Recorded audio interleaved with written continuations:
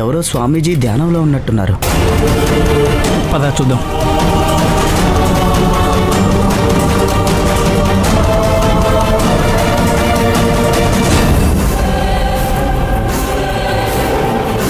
ఎవరైనా బాగా ధ్యానంలో ఉన్నట్టున్నారు. ఇప్పుడు ఆయన ఎలా అడిగేది? ఎలా అడగాలంటే ఆయన్ని లేపి అడగాలి. కాస్త నోరు మోస్తావా? అసలే మన టైం బాగలేదు. ఇప్పుడు ధ్యానం చేస్తున్న ఈ స్వామీజీని కదిలిచ్చామనుకో, కోపంతో శపిస్తే మనకి ఇంకా దారుణంగా ఉంటుంది. ఇప్పుడు లేపమంటావా? వద్దులే, ఎందుకు రిస్క్? అటువైపు వెళ్ళి చూద్దాం.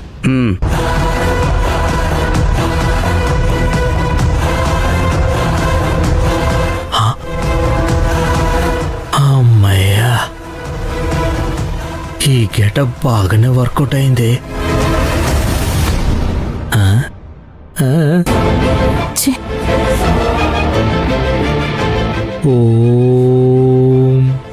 సార్, మీరు పర్మిషన్ ఇస్తే నేను కూడా వెతకొచ్చా?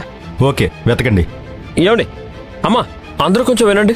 మనం అందరం ఇక్కడ ఖాళీగా నించునే బదులు మనం తలా ఒక పక్క వెతికితే పోలీసులకి హెల్ప్ చేసినట్టు అవుతుంది కదా. అలాగే పాప చైన్ దొరికే అవకాశం ఉంటుంది. అవును అవును, మీరు చెప్పింది కరెక్టే. అందరం గుడి చుట్టూ వెతుకుదాం. దొరికితే దొరకొచ్చు. రండి, వెతుకుదాం. రండి. ఏమైంది? అన్ని చోట్ల చూసారా? చైన్ దొరికిందా? అంతా వెతికాం సార్, ఎక్కడా దొరకలేదు సార్.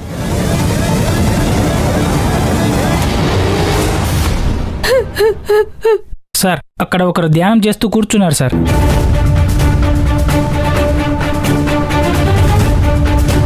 ఆయన్ని చెక్ చేశారా?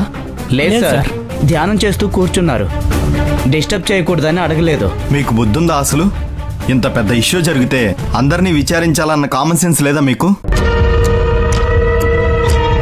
ఇక్కడ ఇంత గందరగోళం జరుగుతుంటే ఆయన మాత్రం అక్కడ ధ్యానంలో కూర్చున్నాడు అంటే నాకెందుకో అనుమానంగా ఉంది. ఆయన్ని విచారించాలి. రూల్స్ అన్నాక అందరికీ ఒకేలా ఉంటాయి. పదండి, నేను అడుగుతాను.